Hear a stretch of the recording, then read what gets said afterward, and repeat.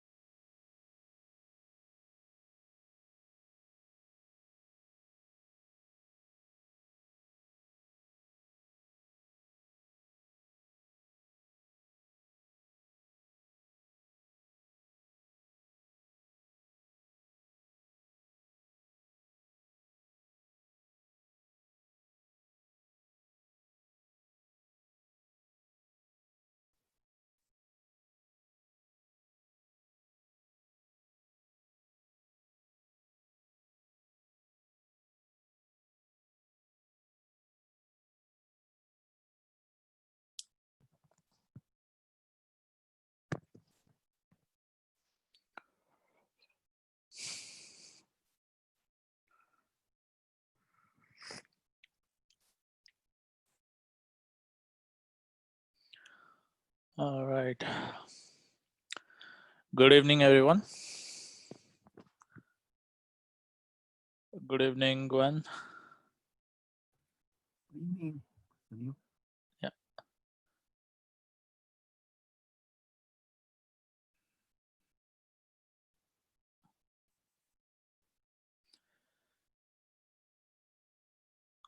We'll wait for a couple more minutes for people to join in. How many of you have progressed with your um, assignment stuff? If you have been lagging behind, please try to catch up as soon as possible. You're already in the 8th week. That's just 3 more weeks to go. Final week, after final week, there will be either you can demo it by 12th week to your own tutor, or you'll have to book an appointment in order to demo it to the other tutors. So this is fine. I just came across a situation. Just go through this thing. If you're having null pointer exceptions, um,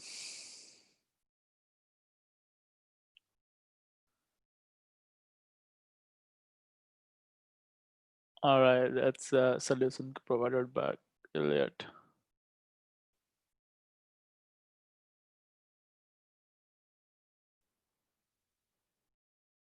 Okay, cool. So this week, uh, week 8, we'll be learning about the Spring MVC framework. Uh, so those are the two videos that will assist you to do your work. This one is for the Windows version, and this one is the Mac or the Linux versions. Okay.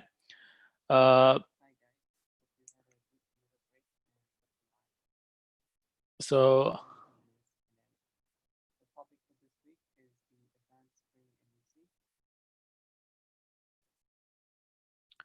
so um, this one has been prepared by Wilson, the Windows version, and this one's been prepared by Elliot.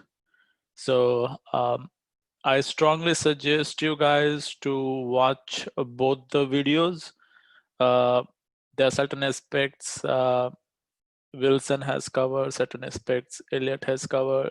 So for best of your knowledge, watch both of the thing.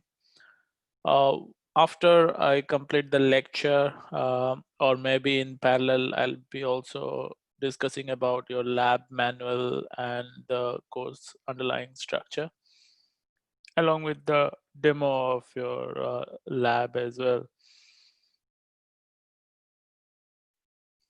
Just close this, so make use of it. Hmm.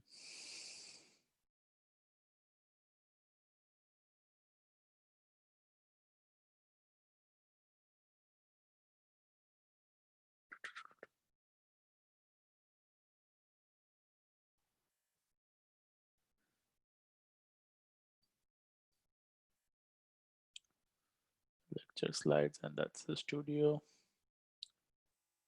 All right. So welcome to Advanced Spring MVC. So far, you have created a static, a not a static one, a dynamic web page, but libraries and everything inside downloaded as a part of your project creation. But this week we'll be covering more of Maven and Maven archetype that considers your project object model, the POM files to manage your libraries. In this lecture, we'll also be covering about how to do your CRUD operations using Spring, Hibernate, and MySQL database. And of course, you have the web server Tomcat as a choice to manage all your web requests coming in and coming out. So you have Spring MVC, MySQL, Tomcat, and build a web application doing a CRUD operation. In the next week, we'll be learning about Docker and how to containerize your applications. We'll learn about an example, the previous Pokemon app, the Angular app that you have built, how to containerize it and run it in a Docker environment. So these from week 8, week 8 is you have to submit your work. Week 9, you need to learn and understand the concepts. You don't have to submit the project work in week 9. However, you need to learn the concepts in week 9. So there is more of understanding work in week 9 in the next week. But in week 10, you need to submit your work that's based on both Spring Boot and Docker. And week 11 is about cloud deployment, and week 12 is on revision. So these areas are pretty advanced and very very much in collaboration with what's been done in industry. So even if you just combine a week 9 and week 6 Angular, just these two areas, focus and develop yourself more, you can land a very handsome job. So my point is to pay attention and learn things here. Okay, there's a lot of contribution been done by your tutors, especially Varun, who has contributed a lot for Docker and Spring Boot stuff with the deployment stuff. He's not teaching actively this semester, but yeah, I'll have to add his contribution as well. Cool. So in the advanced Spring MVC, so we'll have technologies covered. So Java version 8, Apache Tomcat is your application web server. You can have your technology version 9x, 9 point something, or even 9. For MySQL server, MySQL is the database, just like you would have used a Derby database in the previous assignments or in your previous weeks. Derby is a very lightweight server, but MySQL is a very stable server, and a lot of production databases, they use MySQL. Okay, so anything with X versions is all good.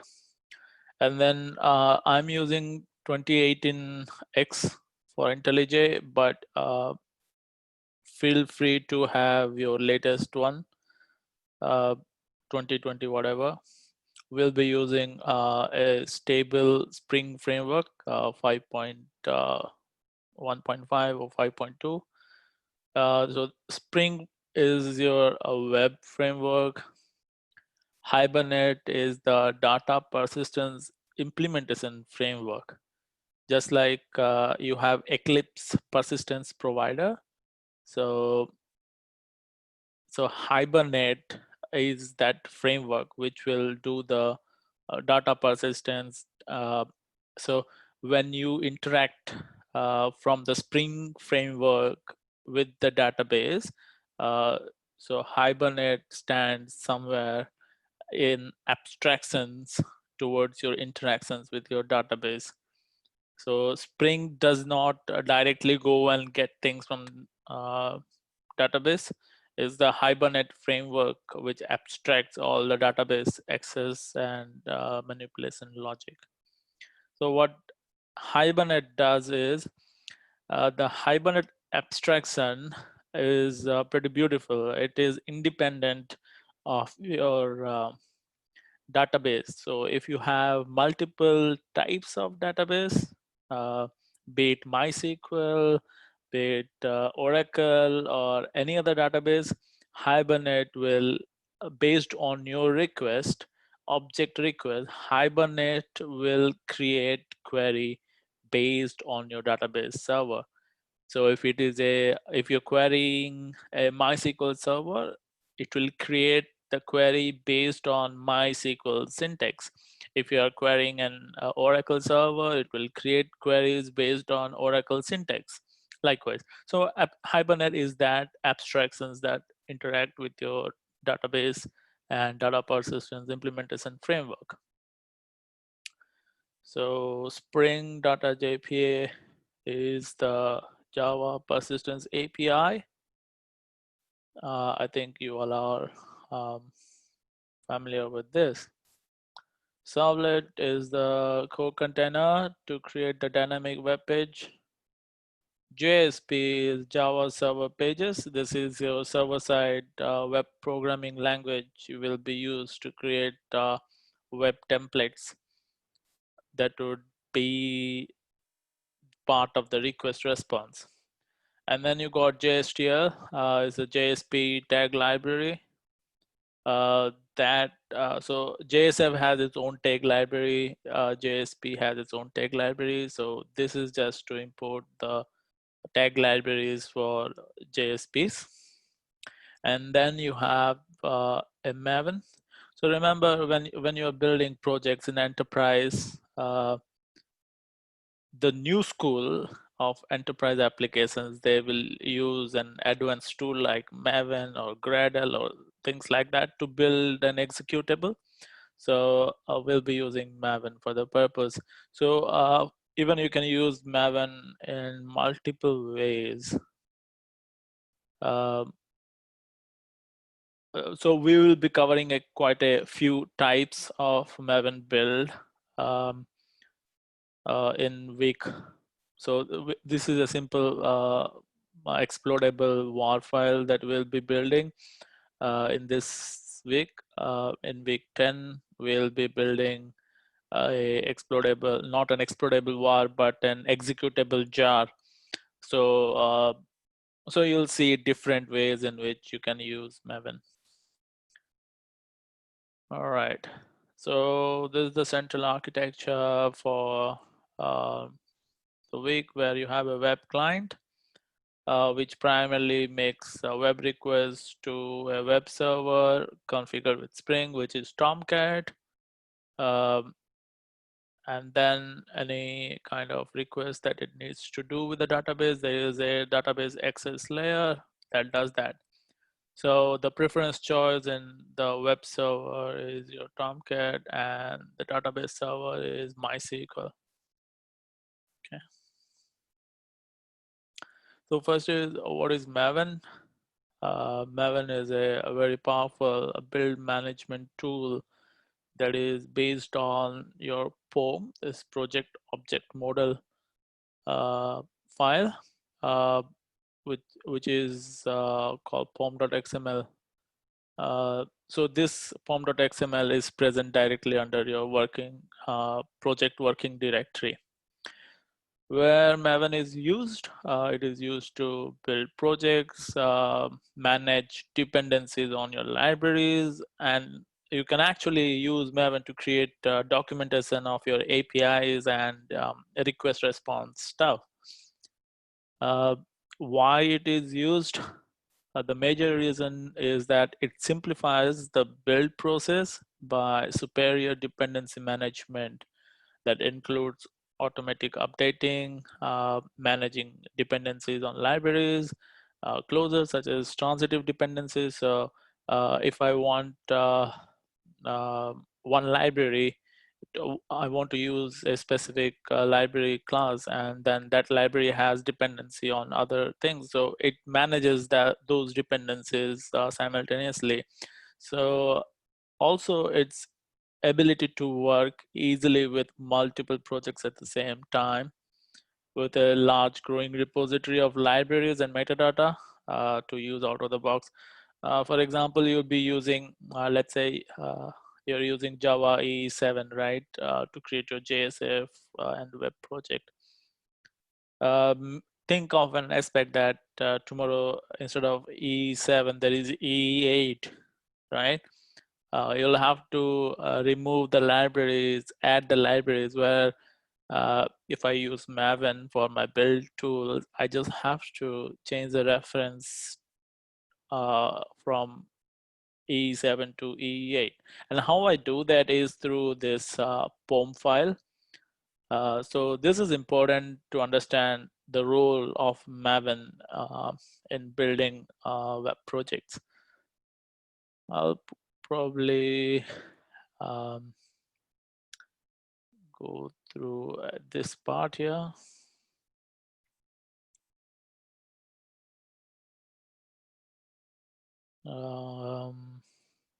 Right.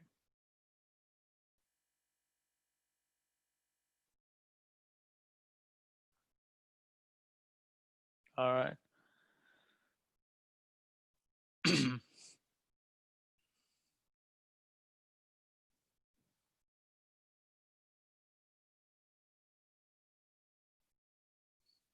Right.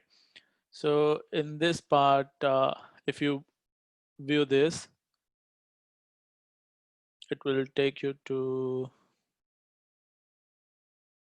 the Maven remote repository where all the libraries required for your projects uh, they are actually stored. So it didn't open up, right? That's all right. Let me open this. Stop.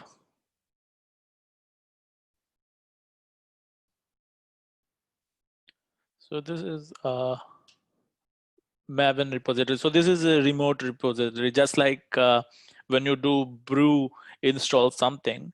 Homebrew is Mac OS package manager, just like you do yum install something. Yum is your Python package manager. Then you have sudo apt download something. Those are all refer to a remote repository package manager tools. So similarly, Maven has its own libraries and artifacts created and been available in the remote repository, where you just mirror them and download whichever libraries that you need. So instead of managing the libraries in your local, this provides a much efficient way of managing your libraries and everything. So, so if I need to use Spring framework here, I was discussing about the required things, technologies and things here. So if I need to use a Spring framework here, I need to get it from Maven. So that's the Maven remote repository. I can either search for it here, Spring, or because I know already and been present, so it will directly take you to this link. So for Spring, you need Spring Core, Spring Web, and likewise. So just feel free to explore this part. So in this, if you see, there is one Spring MVC as well. So we need this for our Spring MVC project. So if I click on this, you'll see something like this, correct? So there are a lot of releases. You can see which one which which libraries are released and what date, how many projects are using them. Sometimes some projects might be using some stable version. Generally, uh, there's a preference among things to use a stable version. So on our project, we'll be using 5.15. Maybe you can change it to 5.25, whatever you like. So I'll be using 5.15. So this one, I click on this. You can see here the library and the GitHub link where that library is stored. This is a jar file. Either you can download the jar file and include it in your project. That would be very old school. All right. The new school is copy this part of dependencies and provide it in your POM file. Let me open my project as well to simultaneously show what I mean. So copy the part for the library that you want to have as a part of your project and include it in your POM file. So this project object model file, this POM file, is the most important file with respect to your configurations of your project. Correct. So so if you want 5.2 point something, so just change it here. I would recommend not to just change it here, but actually uh, go back to this, search for that and copy it here. So I might have told you in the first few weeks, uh, if you say I know Java and you're looking for jobs, it is hard to get because Java has evolved a lot, and there are a lot of subsidiary technologies around Java. So for mobile building, you have Android. For web building, you have some other stuff. So similarly,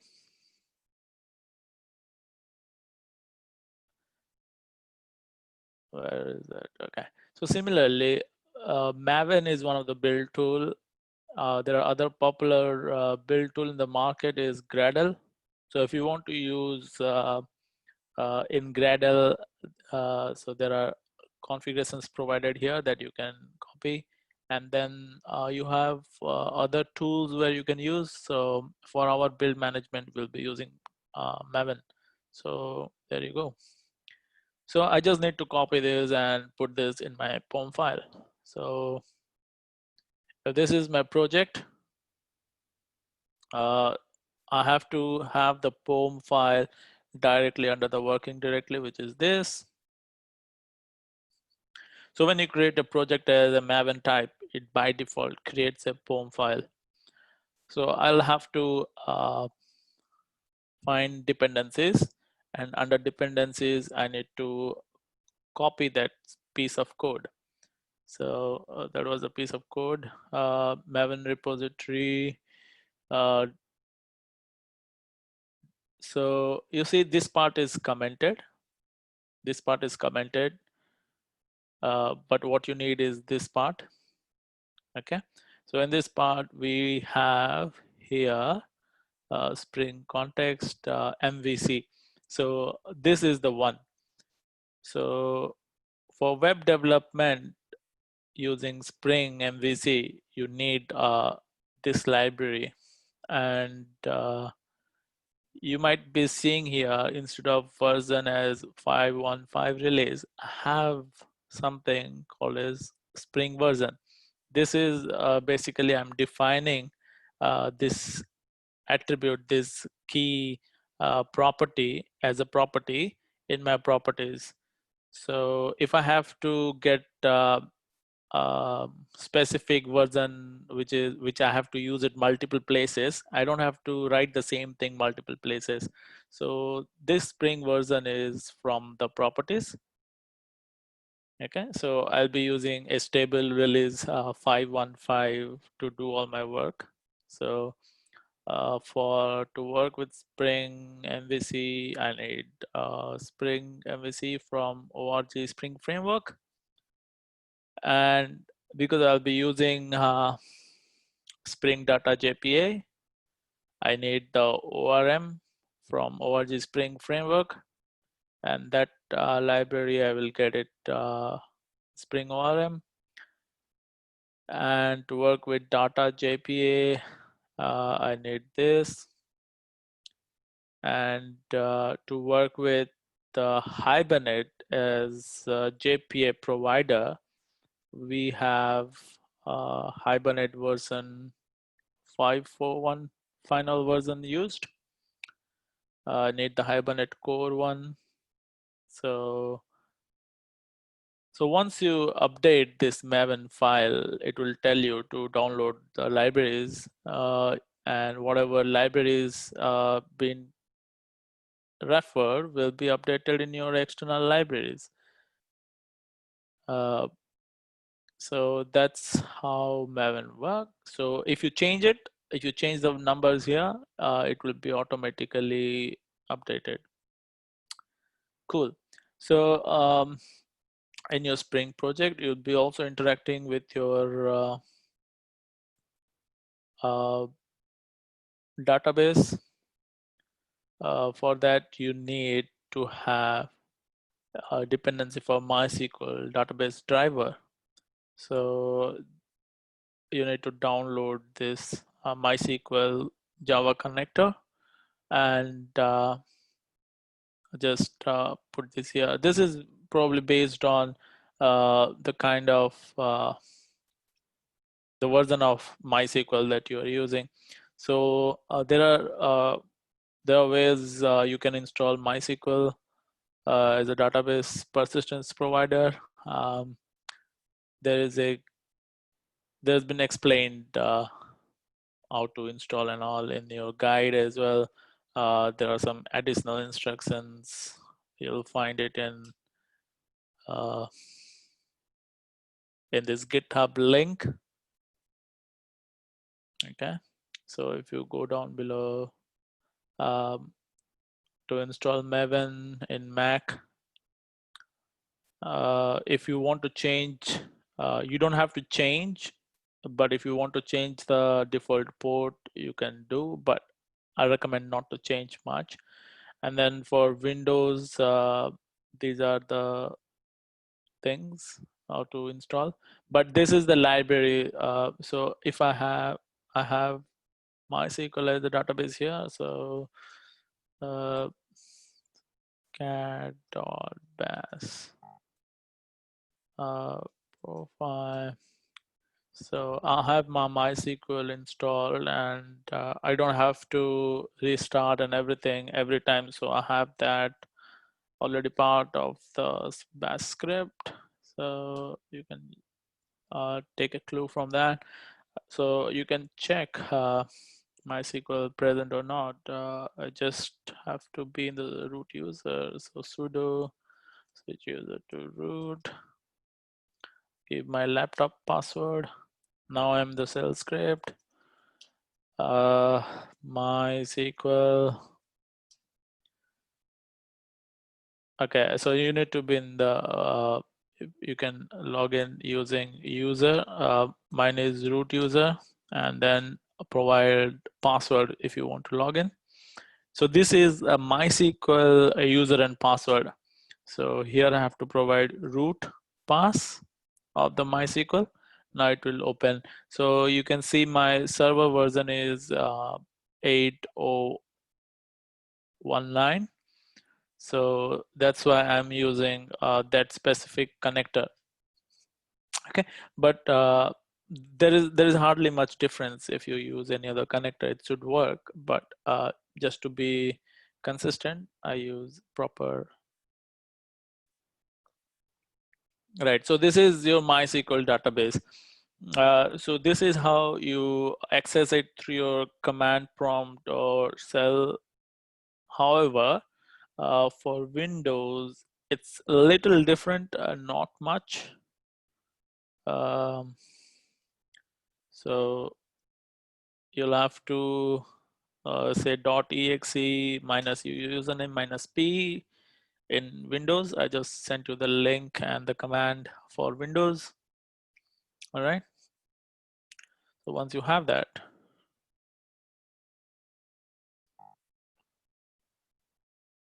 and then you're using Java Servlet, JSP, and JSTL. So these are the libraries related to that.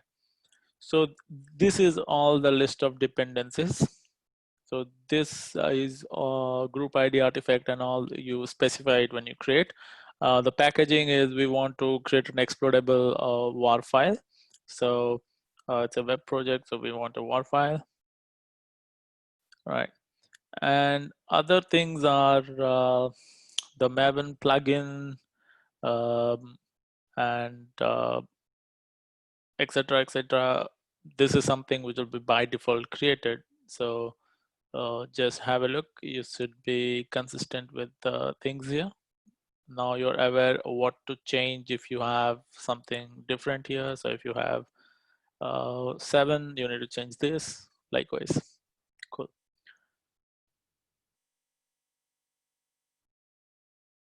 So I was talking about accessing MySQL through the terminal. So this is how you access it through a terminal. However, this is for the people who are not too comfortable with the terminal. You can install Workbench. So you can install a Workbench. All right. Workbench provides a beautiful user interface view. Let me open my Workbench.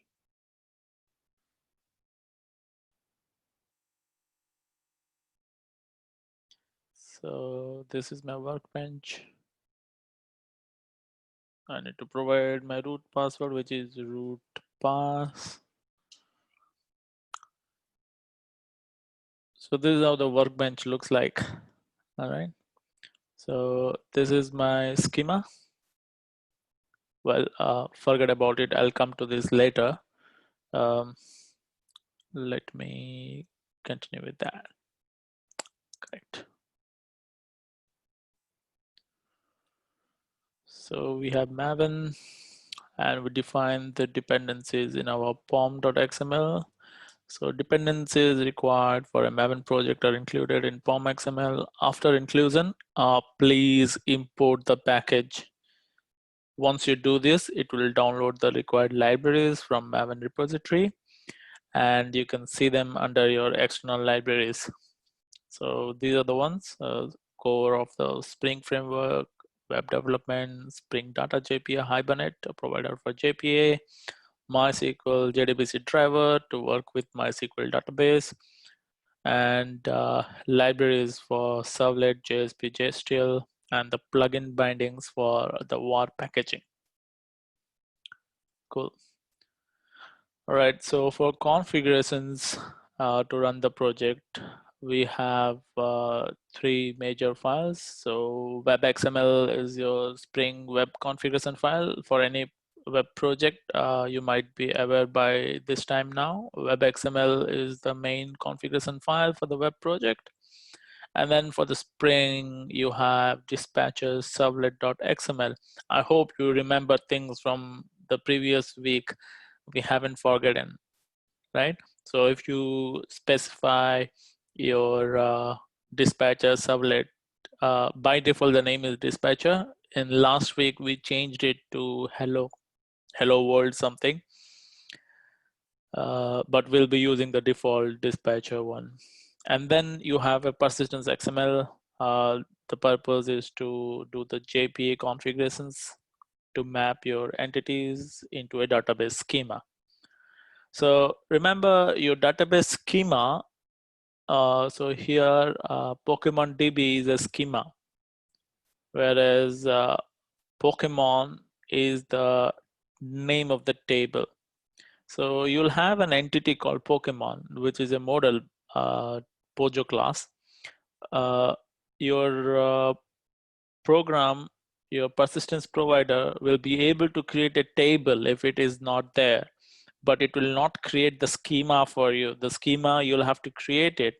So there are commands how to create the schema and all. So you can see here, it's actually selecting schema and the table.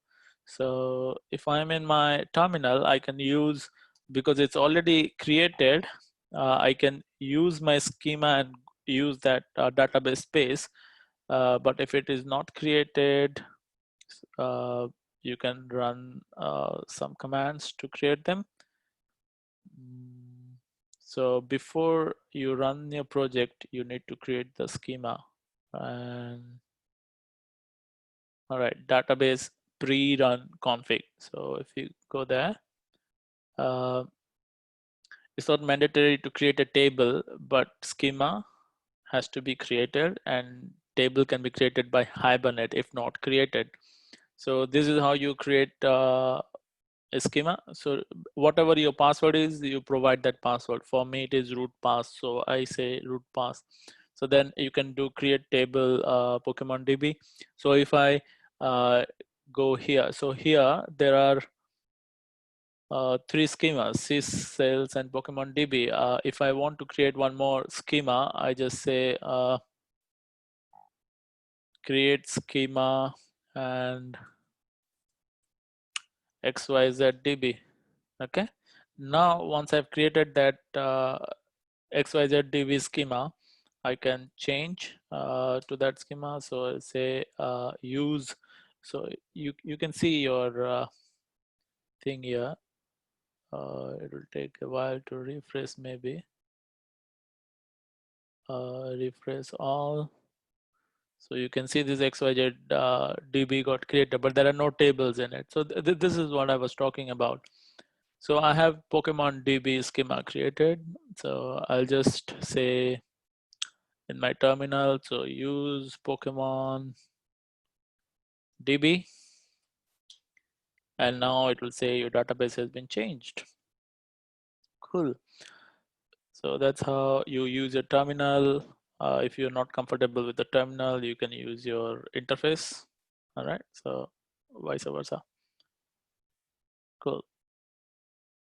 So, so the persistence XML file manages your JPA mapping the entities to the schema. So web XML sets the Spring Web configuration and servlet mapping to route the client request through the dispatcher and load and startup of the application server. So if we look at here, not this one. Data.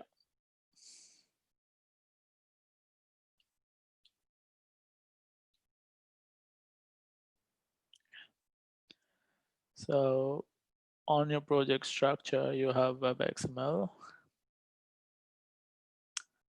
It tells to use the dispatcher servlet, the parent controller in Spring. This is the name of the servlet, and any pattern matching this to be managed by your dispatcher servlet. And then it has a dispatcher servlet XML that configures and tells Spring to scan for the configuration classes provided in the package. So this dispatcher servlet XML, so these are all your namespace declarations based on the Spring framework used. And then you have component scan of com.model. So this is where I have all my context and everything. And then it says for the views resolver, look for views inside web INF views that has suffix with JSP. So if you see a web app, which is your web resources, it has a web INF, which has a folder called views. All your JSP files for the views are present here. All right. So that's dispatcher servlet. All your um, context and components are present here. Com.demo. So there's the package. Right. So the last is your persistence XML, the file containing your drivers, URL, user password for your persistence provider Hibernate. So you'll have it in here under resources, persistence XML. So this looks very similar to what you have on other things. So this persistence unit name is Pokemon DB. So if you change this persistence unit, you'll have the repository, the configuration refer to something similar. All right. So if you change it in your persistence XML, your persistence unit name to be XYZ, your JPA config needs to have that XYZ. All right. If we look at persistence.xml, there's the name of the persistence unit, and then it has some properties. The properties includes the JDBC URL, the JDBC user, user for the MySQL, and the password for the MySQL, and the driver details, and the way in which Hibernate needs to run the DDL command, and then the dialect Hibernate needs to use, because you're using MySQL, we'll be using MySQL dialect. So if you have MySQL source SQL as true, you'll be able to see it in your console what queries is actually Hibernate firing inside internally. And then this formats the SQLs. If you see here, one more thing, the value JDBC MySQL localhost, the database is running in the port 3306. Your Java DB was running in 1527. This MySQL runs in port 3306. So if you have this port occupied and some other processes using it and MySQL is installed in 3307 or something like that, make sure you update this. And here I'm connecting to, so this persistence unit name is connecting to this DB. This is a schema, all right, Pokemon DB. So this is something I was demonstrating you a minute before. I'm passing some more parameter. This parameter includes the server time zone. There could be some issues if you don't pass that because the Hibernate doesn't understand if it is in UTC time or the local time. So for that, I pass this parameter here. All right. So that's my configurations. So after configurations of web, dispatcher servlet, and persistence XML, we have JPA config. So I'll give you a 10 minutes break. It's 6:46. We'll come back at 6:56. All right. So yeah, we'll give you a break. We'll return at 6:56.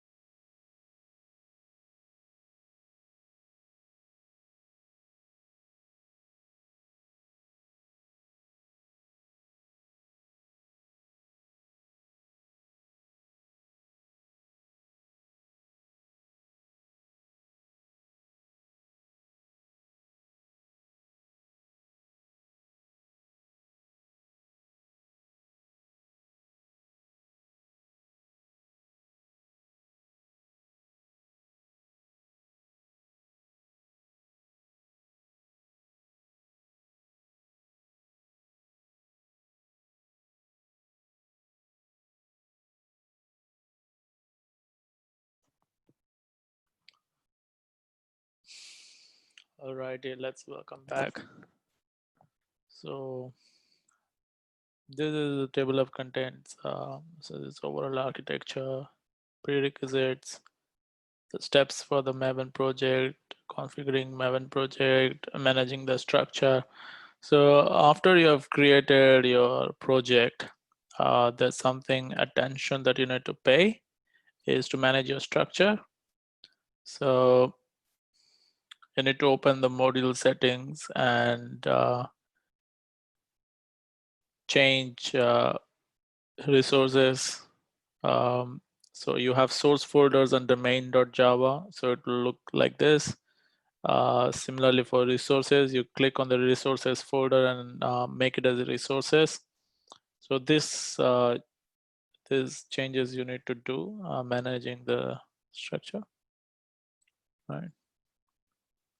All right.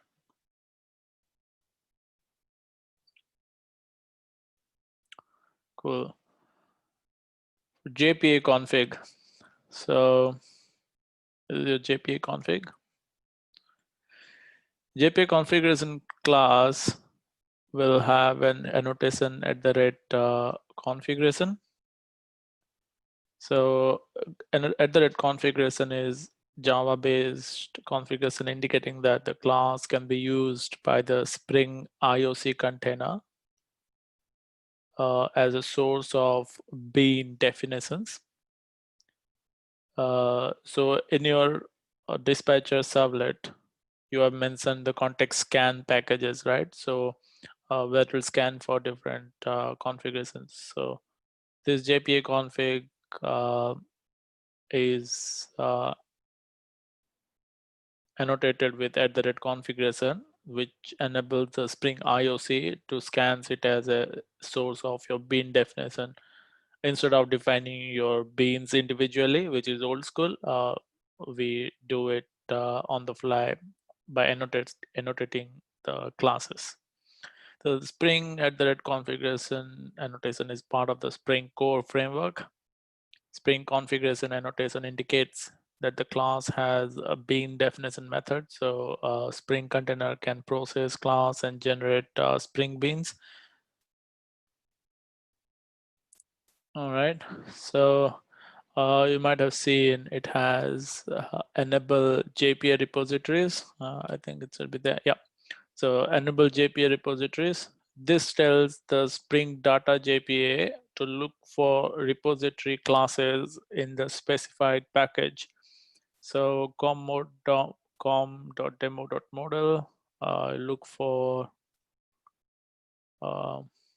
repository classes. So you have your entity defined in your model, which is Pokemon. It's very similar to what you have done before. It's a Pojo class with @entity and with @ID, the bare minimum, the things. And there is an interesting interface here. Look, this is a class, this is an interface. So this interface, Pokemon repository interface, is of type repository. And it extends JPA repository. And JPA repository takes in an argument of the name of the model, the name of the entity, and the data type of its primary key. So as with Spring Data JPA, you don't have to write the database access object logic. So in your persistence context, after getting an entity manager, you used to do find all, find this, find by ID and all. These things are part of your JPA repository. And by extending it into JPA repository and passing Pokemon, a new model object, and the ID or the data type of your primary key, this specific interface by default has access to the CRUD methods. Do you see that just by doing this, creating this interface as a repository, you're able to access all the CRUD methods on this specific model. And if you want to have specific way of searching data, which is custom, in that case, you need to create an method declaration and use annotation like query. Based on some keywords, you can do some kind of specific queries. So this search method is just an abstract method annotated with query annotation. The search query is a JPA query. So just like JPA, there is another class it can extend to, which is CRUD repository, which are interchangeable. So yeah, that's just for info. So if you go back to the JPA config, there is one more annotation that calls as enable transaction management. This tells Spring Data JPA to generate code for transaction management at runtime. So for your Pokemon DB being managed by the entity managed factory, transactions for the Pokemon DB,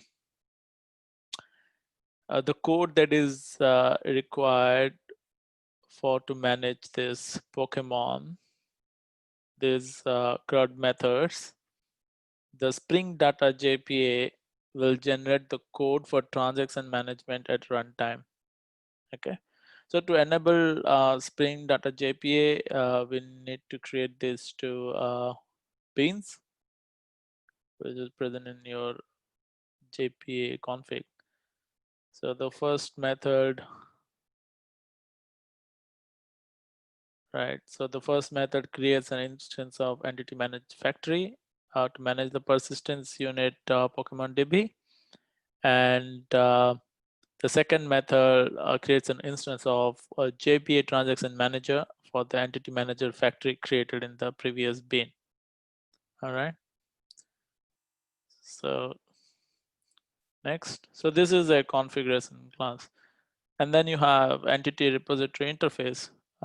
This was one we were having the long talk with.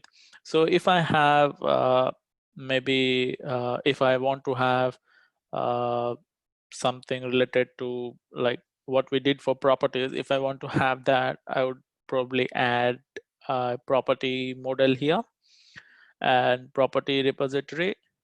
So property entity class, then property repository extending the JPA repository, passing the name of the class of the entity, which is property, and the data type of the primary key. I should be able to have that all access. Okay.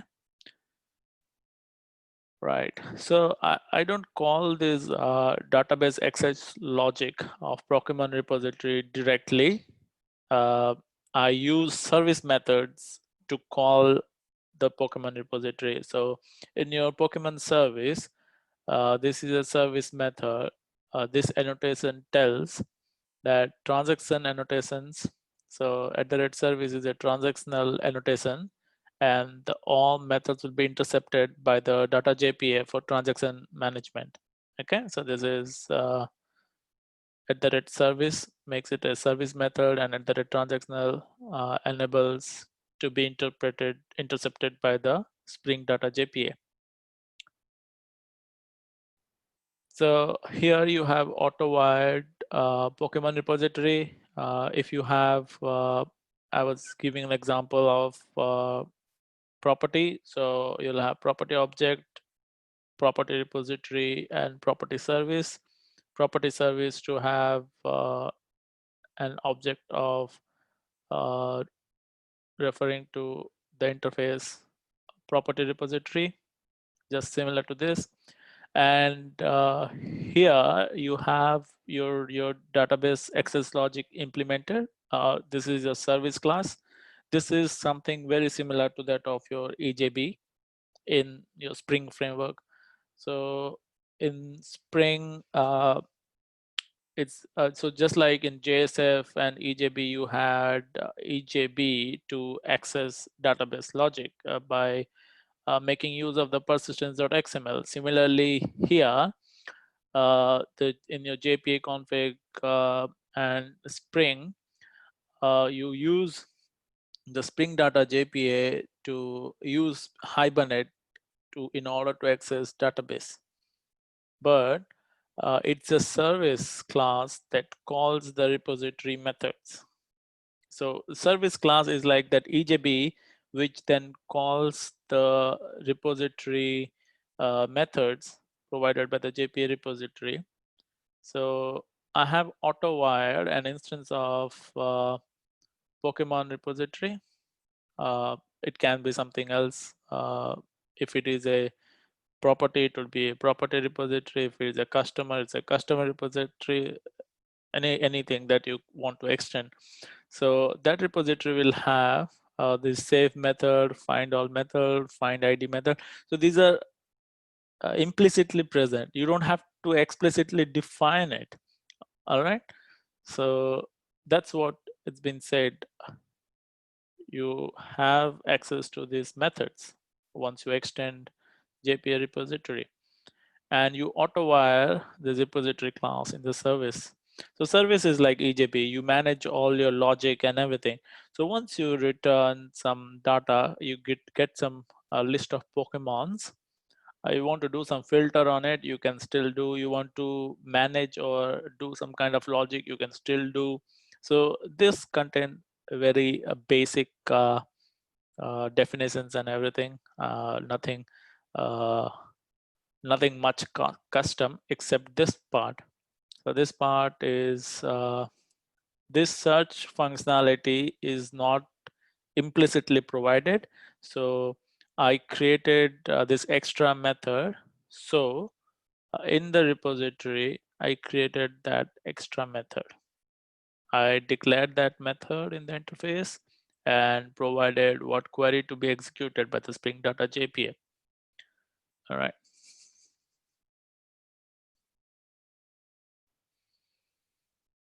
So as with Spring Data JPA, you don't have to write database access object. Once you extend JPA repository, just declare an interface that extends JPA repository or CRUD repository, either of them. And then you have access to methods like save, find all, find by ID, delete by ID, etc. So at runtime, this data JPA will automatically generate the implementation code. That's the beauty of it.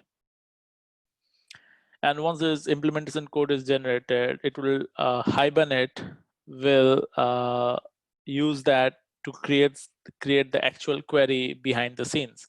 So if I don't have Pokemon table based on the entity, it will create that table. If you look at here, so you can manually create a table by running a query like this, or Hibernate will do it for you. Okay. So yeah.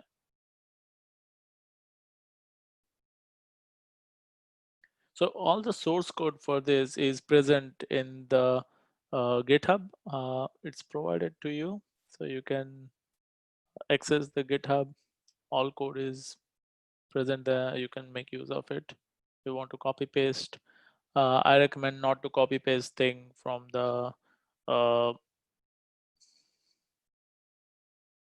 PDF because of the spurious extra characters. I'll better use something like if I have to copy the poem, I'll just either copy it from here. I'll just change it to raw and copy it. So depends on how you want to make use of it. It's entirely yours. So this part we just discussed, and right. The last is a service class. We were just discussing as part of it. The service class is annotated with @service. So it's a specialization of @component. Spring service annotation can be applied only to classes. It is used to mark the class as service provider, just like your EJBs that provides all your business services. So Spring context will auto-detect these classes when annotation-based configurations and class path scanning is used. So you're provided where these things are present in your dispatcher servlet, where to scan for your any kind of context, configurations, and everything. They are present under this. So if you annotate this, Spring will auto-detect it.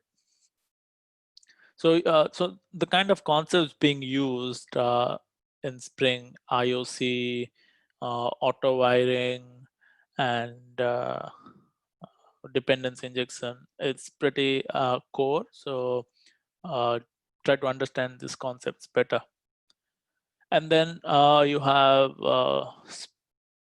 transactional, we just discussed. So these methods will be intercepted by Spring Data JPA for transaction management.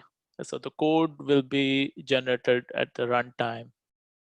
Okay, Spring Data JPA will generate the code runtime. And then you have controller classes.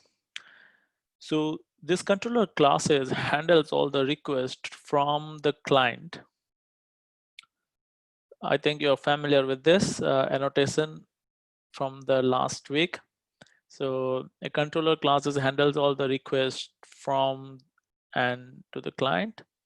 It is based on the request method and the requested URL. So there are two things here. So the request method is get, post, and likewise.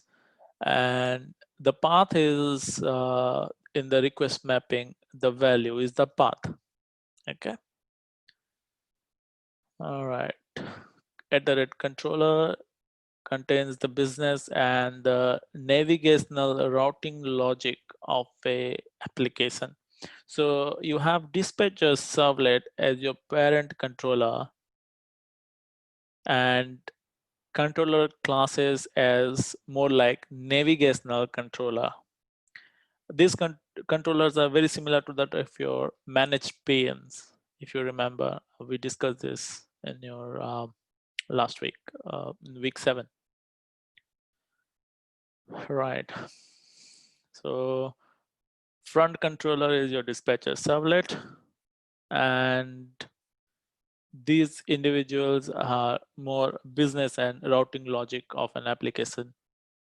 And then you have @request mapping, which defines the URL and the request method. So when you map an URL path to a view, so URL path is mapped to a view, it maps HTTP requests to handler methods of the MVC and the REST controllers. The thing that you might have noticed is we are moving slowly towards the REST controllers. The reason why is if you have a web application and you need scaling and you have REST controllers, you know which part of the service to scale. We'll see how the things develop in week 10 as well. So yeah. And then you have the demo. The demo will explain more on the controller part. So let's just look at it. This project, and let's run this.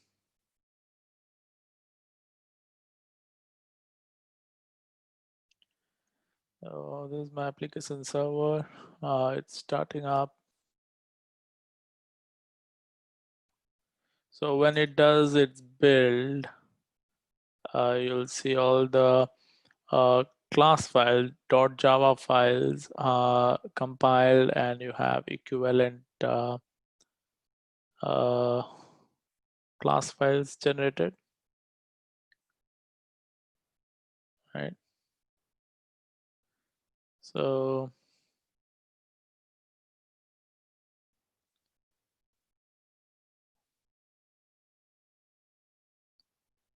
the classes,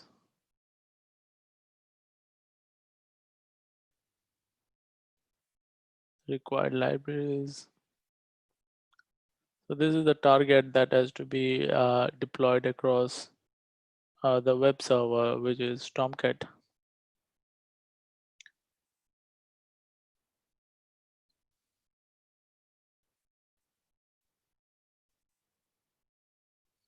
So just wait for to be deployed. So the artifact is now deployed, um, and it opened in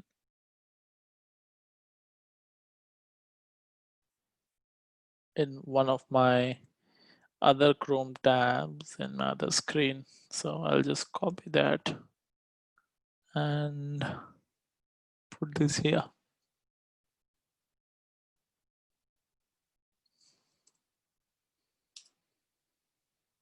So based on the context path, this will be, so this is the host name, there's the port of in which Apache listens to the request, and there's the context path of the project. And this is the root, all right? So when I run this for the first time, so you can always have a look into the server logs. Okay, there's a lot of things to look at.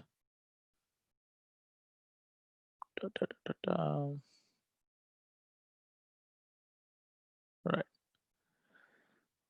So when I run for the first time, the web XML, it says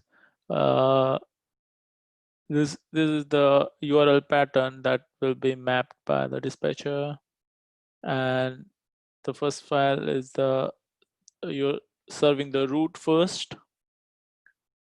So for the root, the controller says, look, I've got a request with the root, and says if you get a request with just the root, and it's a get request, sorry, then call this method. In this method, you create a model.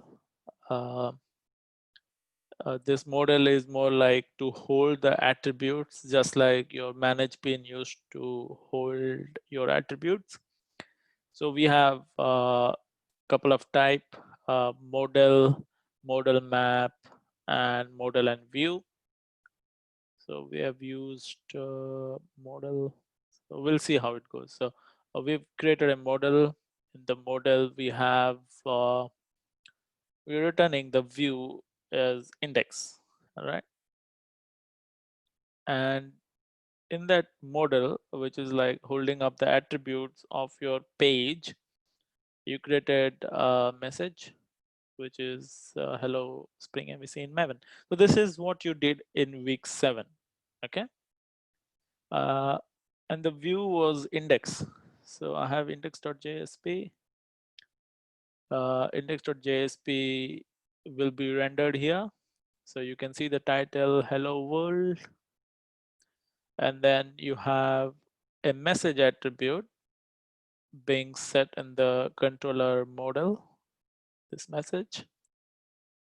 And that's how here you see hello Spring MVC in Maven.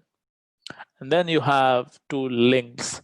So this page context path is this part. So this is your context path with the thing serving from the web server, and says go to test home page. There's a link, go to test home page, and then you have go to Pokemon manage page. So go to Pokemon manage page. So if you click on the first one, you are making a request to /home. So /home. So when you do a /home request, the controller intercepts the /home request with the get method as, okay, this time return the model and view and call this method. So when you call this method, you create a model and view, and the name of the view you pass in model and view object is home. So when you return model and view, the name of the view that will be displayed is home.jsp. So this page is displayed. So in this page, you have a title coming from the attribute page title, and the body contains an attribute called message, which comes from another attribute in the controller. So you have page title as home page and message as hi, welcome to Spring MVC, right? So that's what it is displayed. Now, if we go to this page, you have another link that says Pokemon Manage page. So if I click on Pokemon Manage page, you see what happened here. There was a query fired by Hibernate. It did called upon select all tables in my Pokemon table. So so this is because of what you have defined it here. Okay, but don't worry, we'll come to that when and where that query was called. So I have Pokemon repository controller. So the request path that was done in the index.jsp was Pokemanage. So Pokemon manage path was intercepted by Pokemon controller, and the controller said, if you have this path coming, create a model and view to be returned, and that model and view needs to the view name is Pokemanage. So that's how I'll come. So if the path is manage, but if I change this to something else, it will look for this something else, a view name. All right. So keep that in mind. So because this is to our same, this doesn't mean I cannot change it. I can definitely change it. So that's my view name. So onto that view, I add a list of Pokemons as an attribute. Now, where do I get this list? So this list of Pokemon is actually the values that is returned from the service method. Remember, in the controller class, I have auto-wire Pokemon service. Now, if I want to do some kind of Pokemon database access, I need to call the service list all. So there's a Pokemon service class, and then there is a method called list all, which returns the list of all Pokemons. So what it does, it calls repository find all method. So when it calls repository, so in the Pokemon service, you have Pokemon repository interface auto-wired. So when it is auto-wired, when you call a repository, it will call this method. The method defined for this. So it has the method called find all. Okay. Now, because this is a repository class, and in the JPA config, you have defined to generate the code dynamically.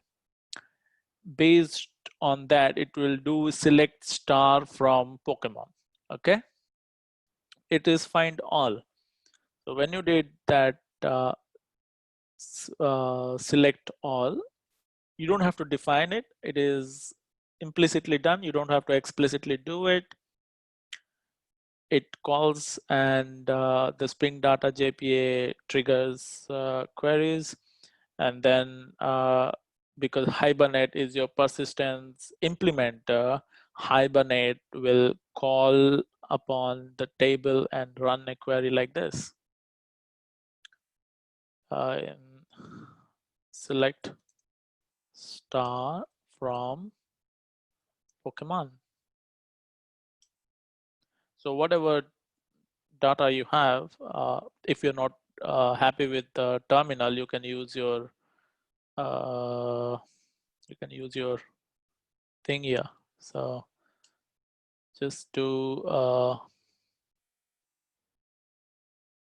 Pokemon, select rows, and it'll return you all the data that you have it in your table.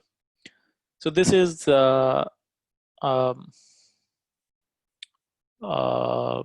MySQL query. Hibernate calls that from Hibernate. So once you have retrieved all the Pokemon response from the database in your Pokemon service, you have that as a list of Pokemon objects. All right. So this will return that list of Pokemon objects to your controller here. So this list of Pokemon now have the 2 Pokemons from your database. Now remember, whenever it is returned as an object. So here, what I'm just trying to do is looping through the list of Pokemons that I have retrieved and printing out that object to string. So if I go to Pokemon, I don't have a defined toString to print it nicely. So it prints the hash of that object, Java memory object. All right, so this is what it is printed here. And once it is printed, that list is assigned to the list Pokemon attribute, and the model and view object is returned. So view is Pokemon manage. So this is Pokemon manage. So in this view, you have the title as Pokemon manager, and then you have a form that has 2 elements. One is a text box, another is a button that says search. All right. And then you have a table, and then you have a link that says new Pokemon. And when you click on new Pokemon, it will call the context path /new. That's the request path. So if I click on new Pokemon here, so the path changes from Pokemon manage to /new. So when this /new happens, I come to this page, right? So how it happened was in the controller, you looked for something as /new. All right. So in here, okay, I'll just quickly fill up something and then come back to this, like when type, let's say water, speed 100, and then save it. So I just came here. Let me be in that Pokemon Manage page. So I was in the Pokemon Manage page, listing out all Pokemon. So if you see below, the query keeps adding up. So I was in the Pokemon Manage page. So here we have a table even, right? The table has things like header, ID, name, type, speed, and everything displayed. And then you loop through that list of Pokemons. Okay. So the list of Pokemons that was set here to this This is the variable, and this is the key, the variable. This is the value. You looping to that list and displaying all the attribute values, and then for each of those rows you have two more things, edit and delete. So for the edit you have the context path, and the path is edit, and passing the parameter id is equals to the id of that specific row. So let's say if I have to change Gwen's Pokemon speed. So this is Poimon. So because here it is Poimon. Okay, don't worry. So just change it, whatever. So if I have to edit the Pokemon speed here, I need to click on edit. So when I click on edit, so the parameter which was passed was 9, and that's how I land up with this edit page. So if you see here, the path is edit and the Pokemon ID. So edit and ID is equals to 9. So when the path is /edit, what happens here is it goes to the controller. Controller looks for this specific path. Request was of type get. Okay, and then it calls edit Pokemon form, which returns a model and view of the object with the view name edit Pokemon.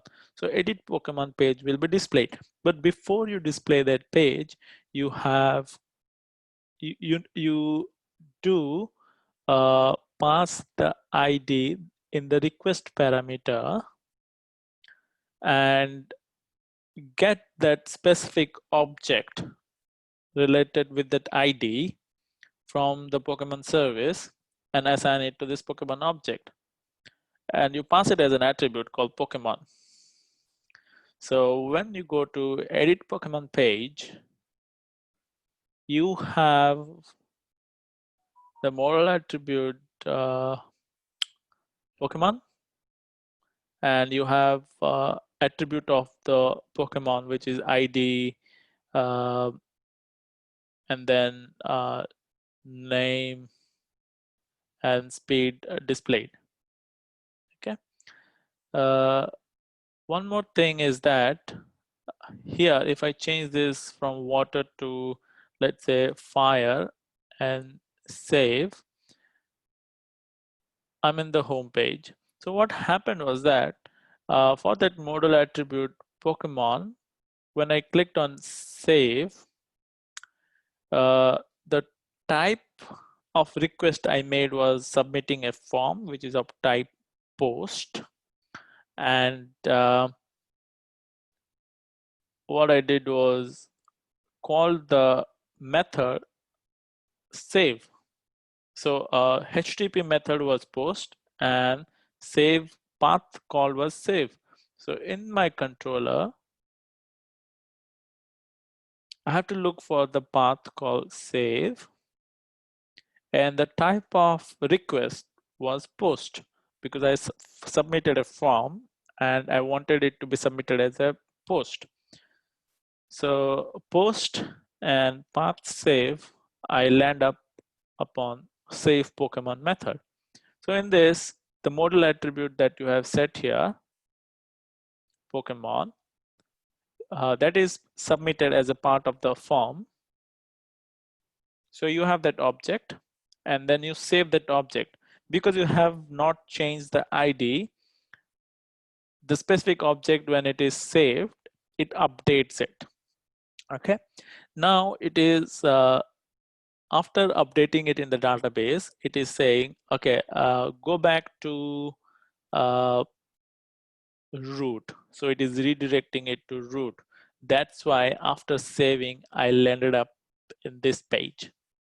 But if I want to stay in the Pokemon Manage page, after editing, I need to make this change here. I need to say /Pokemanage. So if I want to delete something, right? So if I delete something,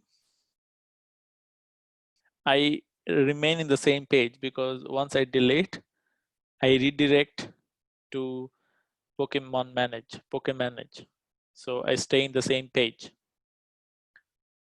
So this is what is happening when you call edit. So similarly, when you add a new Pokemon also, if you see in new Pokemon, I just put up a name, let's say Jyoti, and then Pokemon type is sand, speed as 100, and save it. So from the new, the view name is new Pokemon.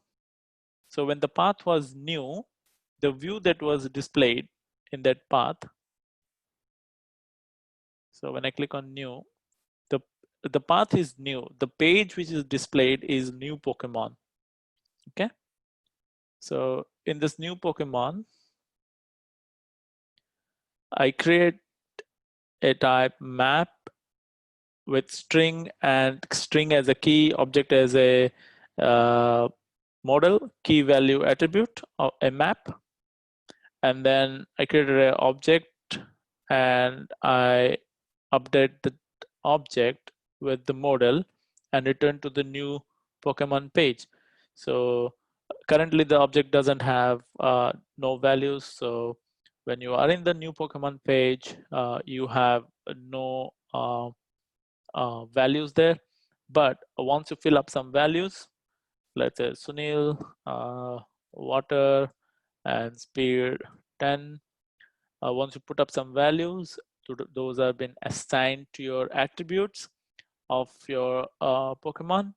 And then when you click on save, it is again calling the post method, submitting the form by request method post, and calling save as a path.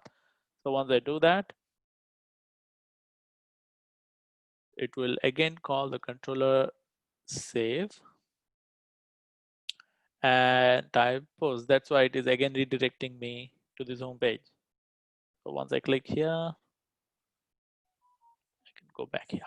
So this is a complete thing on your CRUD functionalities. One thing that I haven't explained in here was search.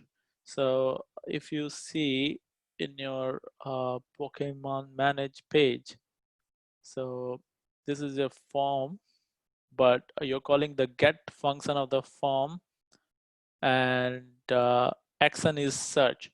So if I put something in this text bar, let's say sun, or let's say Sue. So where do I have Sue? In my name, I have Sue here in the Pokemon type. So I should be getting 6 and 11. So if I do Sue and click on search, it will submit the form of HTTP method type get, and the path or the method to call is search. So once I do that,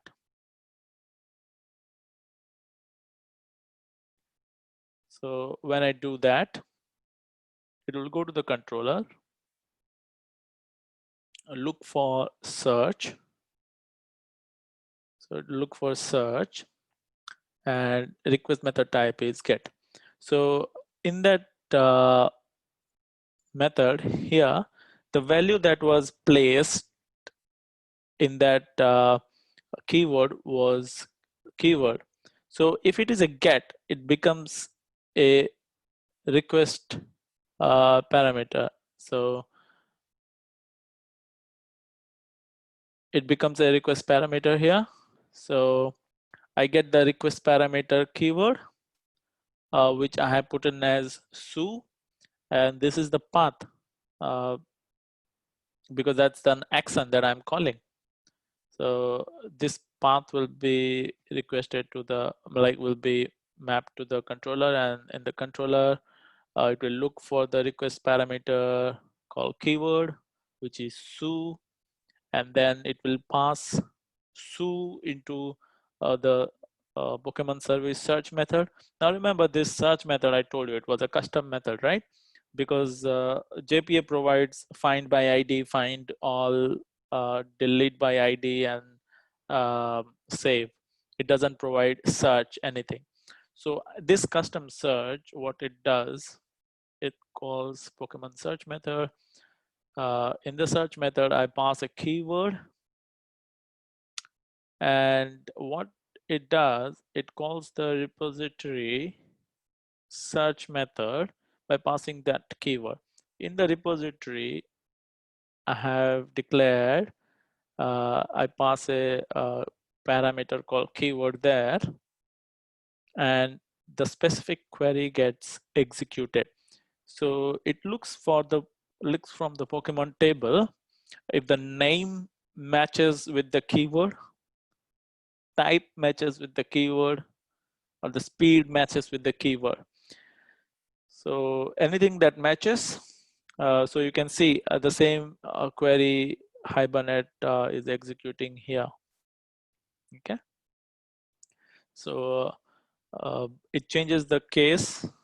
Even if it's an uppercase, it will make it to lowercase and change and search it. So once it does, it returns that result to the service method, the list of Pokemon that matches the criteria, and then it goes to the controller and it returns that result. It creates a model and view. The view name is search Pokemon page, and the attribute is result, which contains a list of Pokemons. So in search Pokemon page, you iterate through list of result and display each of those details. Okay, so that's how this works. So this is how you do your CRUD operations and everything. So right, these are the pages that you need to create. So in the steps, you need to create the configuration classes. You need to first create the structure, then the dispatcher configuration, then the persistence XML configuration, and then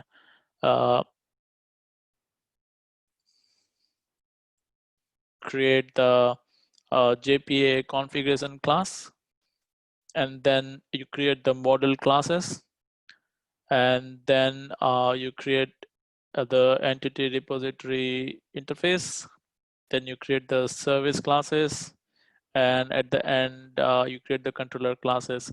So when you create the controller classes based on the views that you want to have, that you have planned, update the paths and everything accordingly. Okay. Yeah, somebody has asked in the chat. So once you do that, once you have created the views inside the views, in your run configuration, so I'm creating a local server every time, but you need to choose that local name instance points to what server. So if you don't want to change it, that's fine. You can keep it as untitled or anything. It's up to you. Right. So, yep. So before you run, make sure you have a database schema created. This part is not compulsory. Hibernate can create for you, but this part is something that you need to create it. Either you can create it from the terminal, saying create database XYZ or something, or even in fact, you can run those queries from here as well. So create a query and run it. Okay. There are a lot of alternative ways. So this is just a beauty menu. This is just what terminal exposure. So this is all about today. And the source file is in this link provided to you. The things that you need to submit is output run screenshots of your transactional CRUD operations, something similar to this, like what happens when you navigate to which page, and likewise. Example is mentioned to you in your run set. All right, somebody from the group chat has asked, why isn't edit method using put request method? Well, you can do it, that's fine. Just change it as put here, and instead of submitting form in your edit, make here as put. So in post you can submit a data even in put. I haven't tried with put, but try doing it with put. It should be because the HTML form, you can check if you can put a HTML form or not. If you can put a HTML form, in that case just update it as a put where it was.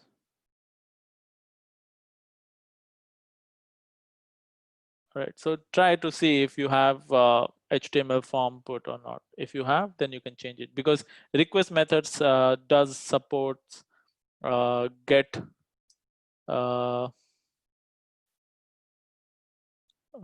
put. Yeah, it supports put. It supports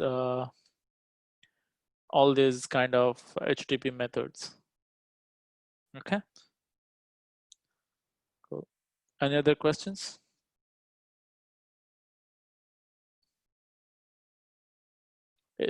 How do you think? It's super easy. Do you understand the stuff, concepts? If we have no other questions, it's fine. I'll end the thing here. Thank you very much.